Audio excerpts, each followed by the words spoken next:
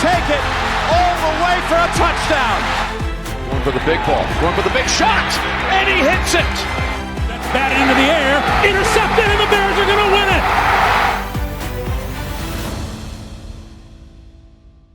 So Drew Dawman and Dayo Odangbo were at Halas Hall. I apologize, I'm still trying to get that correct. The Bears have officially processed the Jonah Jackson, Joe Thuney trades, 3 big free agent signings, but it doesn't appear this team is done with Olame Zakus coming in. I am trying my best to get these names out. Welcome into the Halas Beat, brought to you by the Bear Report. Usayd, Koshul, Nick Whalen here. Check us out on Twitter at Halas Beat, at Usayd, Koshul, at _ Nick Whalen.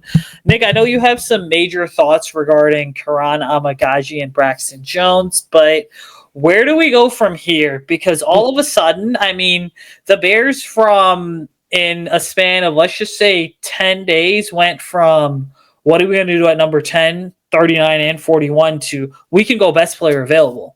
Yeah, 100%. But let's start off with this. Prior to the episode starting, y'all, I'm pumped. I'm trying to coach up Usayd in terms of getting these names right, and he's going to do it. We're going to get there, okay? And I just tweeted this one out, okay?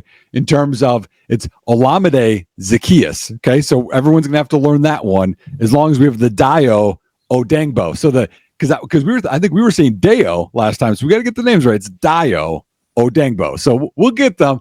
But yeah, man, I think there's a lot of thoughts and we talked about free agency where the Bears have spent enough in enough areas of need where now they can go best player available. And you know, if we dive right into that one, I pushed a lot back, man, on like left tackle, because people are like, well, the line is good except for left tackle. And I just feel like Bears fans right now, because the line has been so bad, they don't want anyone that's below like Pro Bowl level on the O-line. And like, that's just not how O-lines work. And you can't be good everywhere. And Braxton Jones is an average starting tackle in the NFL, I would say, when he plays.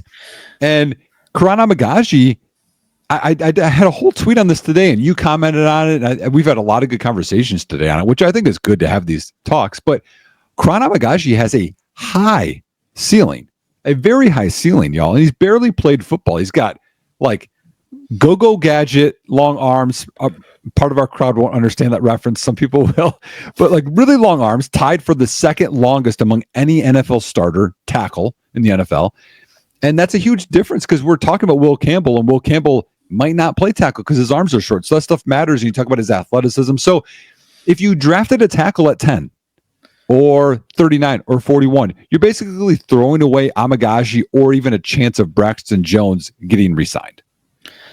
And the weird part about this whole situation is that isn't this what we wanted a couple of years ago when Braxton Jones got drafted and the Bears were kind of cycling through a couple offensive linemen, couple veterans. Riley Reif was there. So was the guy whose name I forgot that was originally from Orland Park. Michael Schofield is the name. Jason Peters too? Yeah, Jason Peters as well. So the reality of it is this, is like now you have, two younger guys. Now, to Kiran's credit, first off, keep in mind that last year, and again, part of this is the Bears' fault, but I was at Halas Hall when they drafted Kiran Amegadjie, and one of the scouts kind of had said, hey, we're not concerned about his quad injury at all. But then all of a sudden, you look at it, and the Bears do what they always do with injuries, blatantly lied, that knocked Kiran out for pretty much all of training camp. And yeah, he had I don't want to say, horrible 2024 season, but it's just like, to my point today with the tweet that I had, that quote tweeted yourself, like,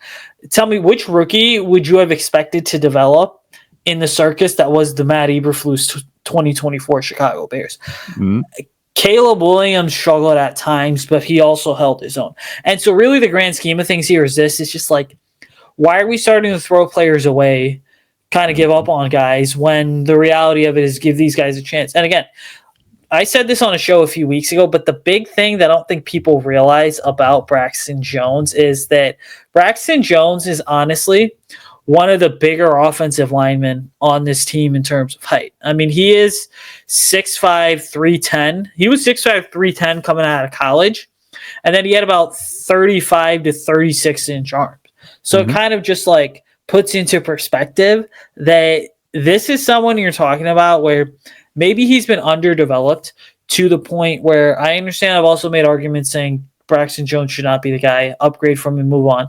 The other half of it is also this is anyone who's ever played offensive line or anyone who's ever coached it, cough me, even though I'm a skill guy at heart, knows that offensive linemen take a lot of time to develop. And the reality is it's just like for a team that's ready to win now, maybe Braxton is just this team's best shot going into 2025. Mm-hmm. Yeah, 100%. And well, with good coaching, what if he takes a step and all of a sudden he's a top 12 tackle, left tackle in the league? Well, okay, then you might want to pay him 20 to 23, 25 million a year, whatever. Or, we talk about this. We want to develop guys. Well, then you should let Braxton start. And if he can't, you have Kiran there. And I know people are like, well, he can't even play. Yo, what you saw last year, let's again, you touched on it. Let's rehash. Knocked out of mini camps, barely played. It was like the very end of training camp. Then played a little bit against Washington, got hurt. I think it was his calf, out 4 weeks. So he missed 4 games and practices, y'all. And then when he made his first career start on the road against the Minnesota Vikings defense that has all those simulated pressures and they always confuse guys, he didn't get one snap with the starting offensive group. He's not even used to Caleb's cadence. He's used to Bagent. And so not used to working with whoever the left guard was that week. Who knows at this point, right? And you expected him to play well? And he played 4 games the year before because he was injured at an FCS level. To me, let's just be honest, y'all. He was set up to fail. And so if you already have it in your mind, you're like, you know what? Last year didn't really matter for him. You have a very talented backup that also Dan Richard could develop. So you have 2 young guys who have really long arms, who are both athletic. And the other thing I thought of with this before we move on to other positions, man, is I was incorrect in assuming that the line was going to be big guys, right? I think we talked about that in the last episode. But if you have Tooney, who's more of a technician, smaller guy, you have Dahlman, who's athletic, right? Smaller guy. Maybe we don't want to have this mammoth 330, 340 pound left tackle. And we might want to have Braxton Jones, who's good in space, right? So if we want to think of this outside zone scheme, maybe him and Kiran Amegadjie, who's also super athletic, really fit the mold of left tackle of what Dan Richard and Ben Johnson want. Let's look at Kiran's measurables here. This is going back to his draft profile, but it's 6'5", 323. So he's the same height as Braxton Jones, 13 pounds heavier. All right. Kiran's got 36 and 1/8 inch arms. Crazy. And got 9 5/8 inch hands. Got it? Braxton Jones is 35 3/8 and then 10.25 inch hands. Okay, I'm just trying to convert some of this stuff to decimals off the top of my head. So you've pretty much got 2 players that are very similar to each other in terms of their measurables. And honestly, hey, if the Bears get Kiran and they manage to develop him into a solid player, I don't necessarily think anyone's going to be mad at that.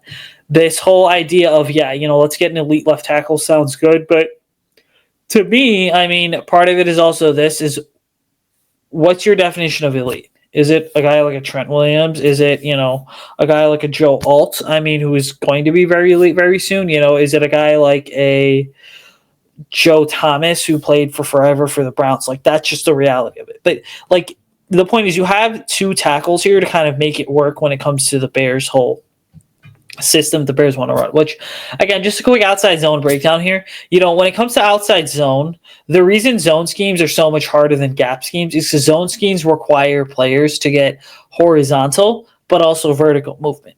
But the reality to get that horizontal move, gap schemes can be very horizontal sometimes. You're parallel to the line of scrimmage, you're out there, you're pulling.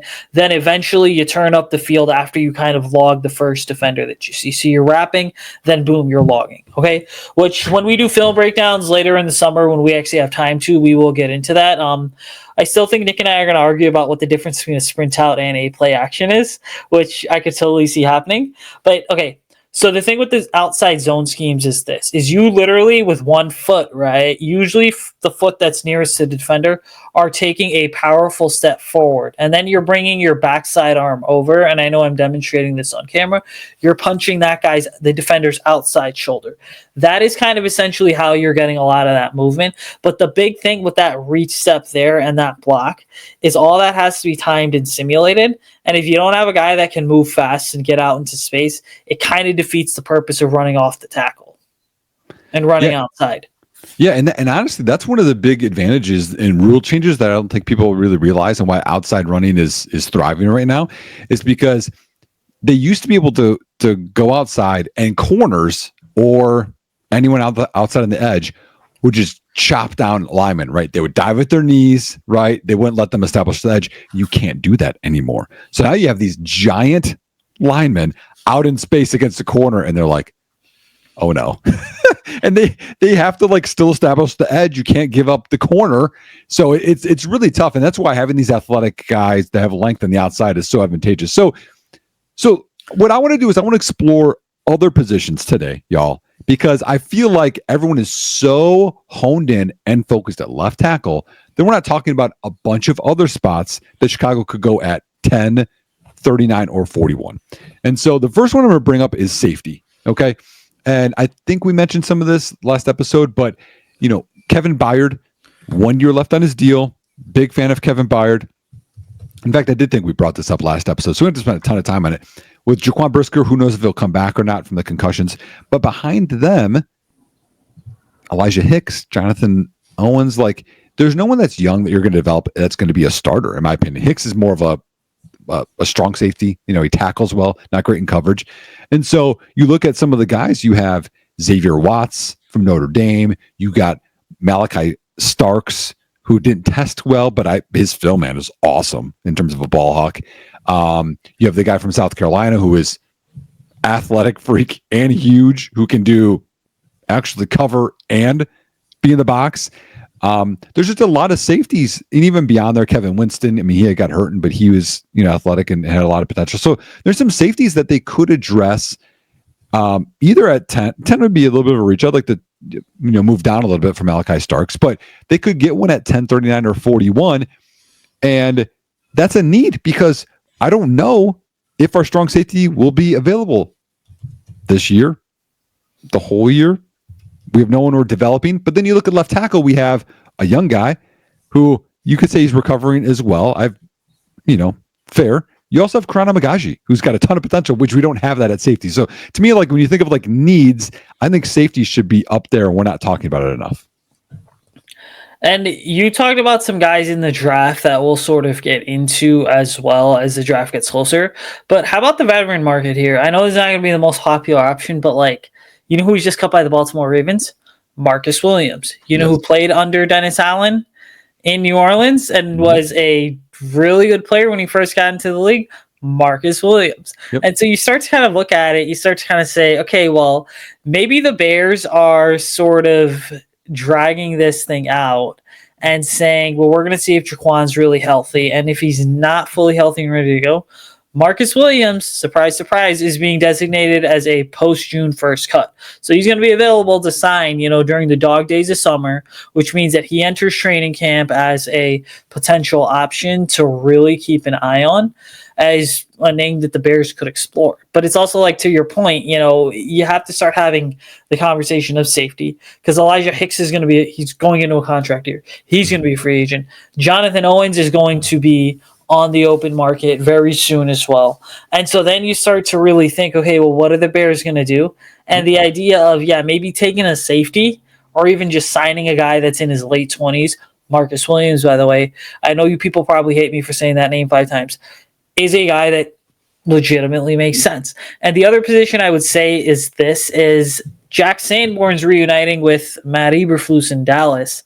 I mean, we don't know what the future of Tremaine Edmonds looks like. And the reason being is because it's Tremaine Edmonds is not a Dennis Allen type linebacker. He's not going to drop back into coverage 20, 30 yards. You're just going to have to make it work. And so then the reality of it is, well, what if the Bears start to look at the Alabama linebacker, Jihad Campbell, or they go ahead and they start to say, well, we're going to give Tremaine Edmonds a shot, but if he can't make it, then time to start possibly looking at bringing in some linebacker depth. No, 100% with you, man. And also TJ Edwards is a free agent after next year. And this year, Tremaine Edmonds couldn't really be cut because of guaranteed money, y'all. But next year, I think Chicago saves $14 million if they get rid of Tremaine Edmonds. So, and like you said, development behind that is Noah Sewell. There's not a ton of developmental linebackers. There's special teams guys. You mentioned Campbell is a guy I like in the draft. Also, Jalen Walker, who some scouts have him as a top 3 player in this class. They have him coming off the edge as well, 6'1", I think 245. But also he can be off the ball linebacker, and they say he's just a player. He's from Georgia, y'all. So, and there's even some other guys later. So that's a position where maybe you want to draft and maybe develop a guy as well, which I think makes sense. And you're talking about with the regime change, who knows what they think about these guys? They might like them. They might be like, these guys don't fit at all, and we have to make those changes. So, no, I think linebacker is definitely on the docket. Another one to bring up is corner. And Tyreek Stevenson, y'all, I know the taste in the mouth isn't there after the Washington game, right? He was the 133rd best corner according to PFF last year. They picked on him. And yeah, maybe he'd be better in a man's scheme if that's what Dennis Allen wants to do. But also, how many chances does he get? You talk about like, hey, we have to go left tackle, or we have to go D tackle or D end. We have better answers there than at corner. Terrell Smith is okay, and I like our slot. Kyler Gordon's awesome. Should get an extension. Jalen Johnson obviously is a very good player, and loved that we signed him to that extension after seeing some of the deals some other guys have gotten. But the other corner is, I would say, honestly, a glaring need. And people would pick on Tyreek Stevenson. That's how they converted third downs. That's how they sustained drives. And so once you start patching things together, it's like, I don't know, does a Will Johnson make sense there? Does a guy in the second round, Siobhan Revel from, I believe it's, what is it? East Carolina. Sorry, I was going to say South Carolina. East Carolina towards ACL, but he's super, super athletic, 6'1". Maybe that's a guy you take there. So there are other spots here, which I think we've been so focused on O-line, D-line, but y'all, they took care of O-line. And with the extension with Jonah Jackson, which I don't know what the money is. I could ask you that here in a second, but with that extension, that means the interior guys, I assume Tooney's going to get a 2-year extension here at some point. You want one quality backup in there, but I don't know we're going to be pumping first-round picks or second-round picks in an interior O-lineman. So that leaves left tackle, D tackle 4 is the only question mark that's open this year. Next year, if you don't bring Billings back, then be D tackle 3. I still wouldn't say no to Mason Graham. And then it'd be DN 3, which I'm okay with getting a guy there. But I'm just saying it's been more limited. Like, I think we've been really focused on those, like trenches. Dude, they did that in free agency. Now we can look elsewhere. So, I mean, I get excited thinking about the different possibilities, first off, as I always do. But to me, the biggest advantage of going after the trenches was simply the fact that for a team like the Bears, I mean, you had such a need for the trenches that Ryan Poles kind of alluded to it in his, what was it, the Tuesday presser where he's like, or the Wednesday presser, right? He's like, yeah, really don't want to have to wait around for teams to sort of figure it out. So we're going to go ahead and we are going to be aggressive. Like, I'm paraphrasing, but that's essentially what he said, which is exactly why him being connected to Kansas City, he kind of knew that, like, okay, he can't really bank on Trey Smith hitting the open market. Have to go and have to figure something out. I mean, so the timing and the circumstances to trade for Jonah Jackson, Joe Tooney was right. And now the reason that gives the Bears so much flexibility is because now you have the opportunity to keep adding to that playmaking core, right? Which the playmakers is not just the receivers, the tight end, and the running back. The playmakers are also the corners plus the linebacker. And to me, until they get that sort of stud presence in the middle, which I do think Tremaine Edmonds can be that, but let's be real. I mean, you and I didn't know each other back then, but if you were to go back and look at the 18 draft, so many of us were probably having debates about Tremaine Edmonds, Roquan Smith. I think it's pretty safe to say who the better linebacker has been, even though people thought that Roquan's size was a total knock on him at the time, because Edmonds is 6'5", 6'6", so you kind of look at everything here. Now you're just like, all right, well, who are we going to go after? And it really sort of seems like linebacker is the one need that not everybody is mentioning that needs to be mentioned more. Because ultimately, like, you look at the defensive side of things for the Bears, and it's like they cut DeMarcus Walker because DeMarcus Walker was not sort of big enough to play in Dennis Allen's scheme.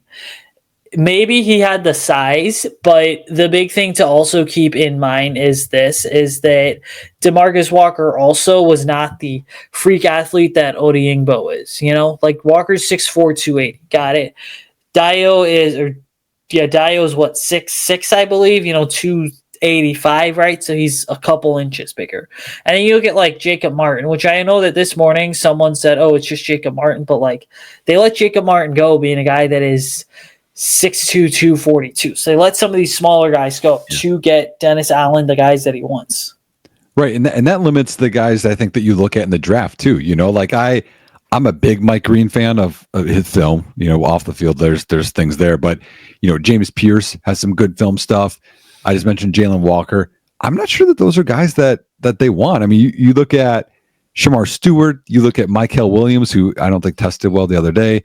You look at there's a lot of big ends. Maybe that's who they want as a third guy. But there's definitely areas that they could go, which honestly is awesome.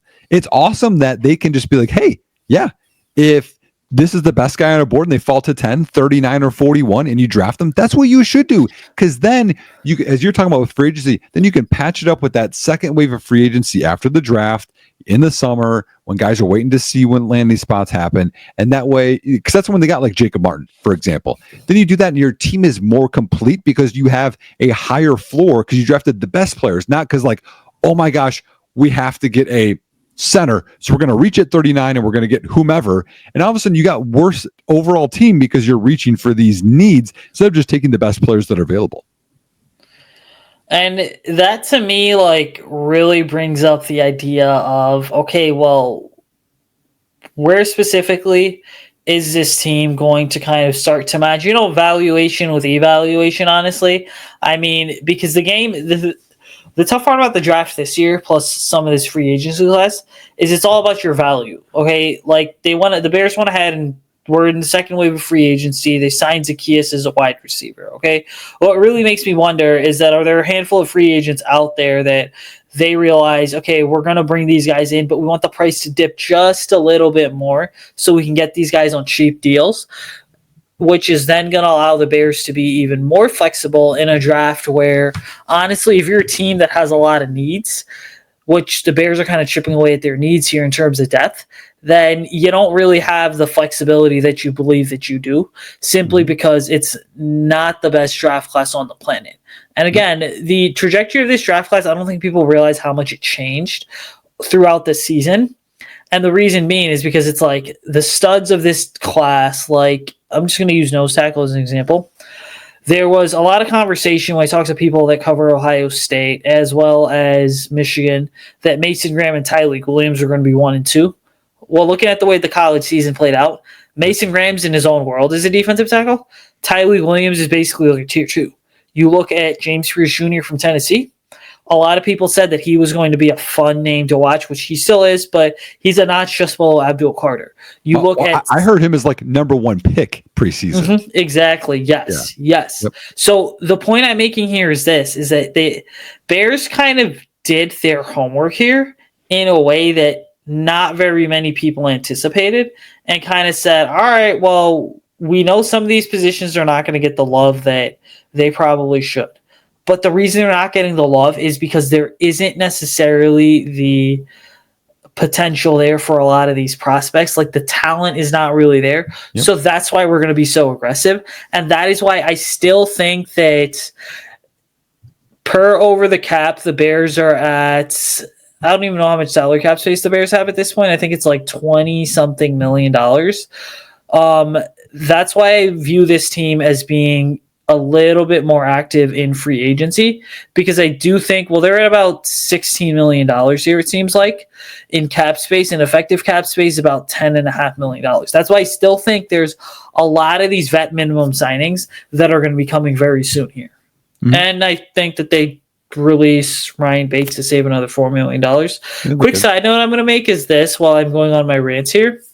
Guess what? Guess who's still a free agent? Tevin Jenkins, Keenan Allen. Yeah. None of those guys have gotten significant interest from the open market. So all you guys that wanted both back, I mean, I guess you got your way, right? Yeah. Speaking of, man, I think we buried the lead a little bit this episode. We got to talk about Olamide Zaccheaus. So Bears signed him yesterday. Actually, a player that I've enjoyed watching. You knew he was never going to be like the guy, but he had a nice little career in Atlanta. Got lost a little bit in Philadelphia, which makes sense. The wide receiver 3 in Philadelphia generally does, because you're behind not only A.J. Brown and Devonta Smith, but you're also behind Dallas Goedert. So, and Jalen Hurts doesn't throw a lot. So it's hard to kind of get noticed there. But then went to Washington and had a really good season. I think he had 51 catches. He's had 31 or more catches 3 of the last 4 years. So it's pretty good as a, complimentary wide receiver 2, wide receiver 3 or 4 player. Also has some punt returning experience. He's not going to be a burner. Okay. I know people think that because he's short, he's fast. He's fast. Don't get me wrong. He runs in the 4.4s, but he's not like 4.3. He's not like Marquez Valdez-Scantling type speed as like a complimentary guy. But I think he's almost like the perfect guy that you sign, because he's a veteran. He knows what he's doing. You don't have to like coach him up how to be a pro. He isn't going to want to, me and kind of selfish attitude. He likes to block, and he can play inside or outside. I think that's exactly what you want in terms of a cheap vet wide receiver 3 in this team. So you brought up Zaccheaus, and funny enough, I just looked at some of his numbers. I mean, you're talking about a player that does not even have 2,000 receiving yards, but has 149 receptions, 13 touchdowns. So from a productivity standpoint, he got a 1-year deal. So you are effectively paying him to basically be a receiver that can kind of come in and be more effective than some of the other potential probably would have been options, like a Velus Jones, right? Because I got Velus Jones not on the roster anymore, but the whole idea was Velus Jones was supposed to kind of be the deep threat for this team that could alternate between playing running back, but also possibly play wide receiver. Now, again, kind of looking at things here, I sort of look at this and I'm like, who didn't get enough opportunity last year, but should have gotten more? One of my favorite players to talk to in the locker room, Tyler Scott. Yep. So now what you're doing is you are opening up this receiver competition. You're basically saying, we are not touching any of these receivers in the draft as of yet, depends on how the board falls. But we are going to go ahead and we are going to Rome Odunze, DJ Moore. You guys are 1A, 1B, right? Mm-hmm. Tyler Scott, that receiver 3 is up for grabs. Zaccheaus, that receiver 3 is up for grabs. I mean, believe it or not, Tyler Scott, I think, is going to fit this outside zone scheme really well. And then Zaccheaus is going to be the guy that takes the top off the defense. Because, again, he's never going to be the guy that's going to, stretch the field deep. But I can tell you guys one thing right now watching the Ben Johnson offense is that Zaccheaus is basically being brought in to be the Jameson Williams of this offense. As crazy as that sounds, he's going to be the guy that, sort of stretches the defense vertically. DJ Moore can also play that role, but he's going to be the guy that kind of stretches his defense vertically so that everything that's going to be going horizontal, such as a lot of the sweeps that are going to be in this offense that are going to be built into there off some of the running game and all that, are going to be what is going to allow the Bears to get those big gains. Yeah, it could be Tyler Scott too. I mean, he's got that speed; he could help fill that role. The last thing that I want to say this episode is, I don't know if we talked about it in the podcast or not, or just off air, but so because it's a down draft class, y'all, and because there's not this pressing need for a certain position, Tyler Warren could certainly be the pick at 10. I know people are like, the uproar is, well, you're just dismissing Cole Kmet. I'm not at all. Because because of how football works. It's not like Cole Kmet plays 100% of the snaps and both receivers play 100% of the snaps. There's packages and they rotate it. It's different. Oh, offensive linemen play every snap. Quarterback plays every snap. Everyone else, not as much. And Tyler Warren, you need to think of him more. He's not the same athlete and he's much bigger. He's like a Brock Bowers, y'all. He's a weapon. I actually retweeted today, man. There's an entire video, I think it's 4 minutes, of his wildcat quarterback plays at Penn State. Like, if you think he's just a tight end, you're wrong. He's a lefty. He played quarterback in high school. He can throw. He runs the ball. He in that Tebow, type package, y'all, wildcat. He had 104 receptions. But in terms of the reason why I'm way more for this is and I like Cole Kmet, is because as a coach, right? And I know Usayd's going to love this. As a coach, I love lining up in different formations and personnel groupings, and the defense doesn't know if it's a run or a pass. Last year, we knew it was a run last 2 years, if Mercedes Lewis was in, he's either doing pass pro and not going out for a route, or it's a run block. Most time it was a run block. And so when you can't tip things off and Tyler Warren is out there, who's a little bit bigger than Cole Kmet, I think he's a little bit bigger. And they're both not the most amazing blockers, but they're not bad blockers. Okay. They can catch, they can run after the catch. Warren's a little bit better after the catch. Now all of a sudden it's 12 personnel. We don't know what the play is. And Ben Johnson loves that. Ben Johnson had 2 tight ends all the time. He might bring in Durham Smythe, 3 tight end formations. Guess what? Though that's out there. Defense doesn't have nickel in. They have a lot of linebackers. And what are linebackers bad at? Guarding and coverage. So you see all these things. Green Bay, right? 2 tight end sets. You see teams with this. It's not we get this guy because we hate Cole Kmet.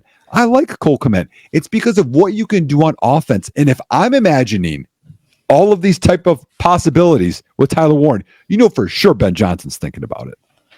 And when you do bring in that second tight end, that basically allows you to run, which is personally one of my favorite plays from the Ben Johnson offense, which is duo with a C-gap insert, which means the tight end is literally motioning and then inserting into the C-gap to take on that linebacker who's just standing there is like, oh my God, I have an open hole. Okay, last thing I'm going to say here is this. Sam Laporta coming out of Iowa. Again, really good player. He's 6'3", 245, 32-inch arms, 10.5-inch hands, all right? Or 10.25-inch hands.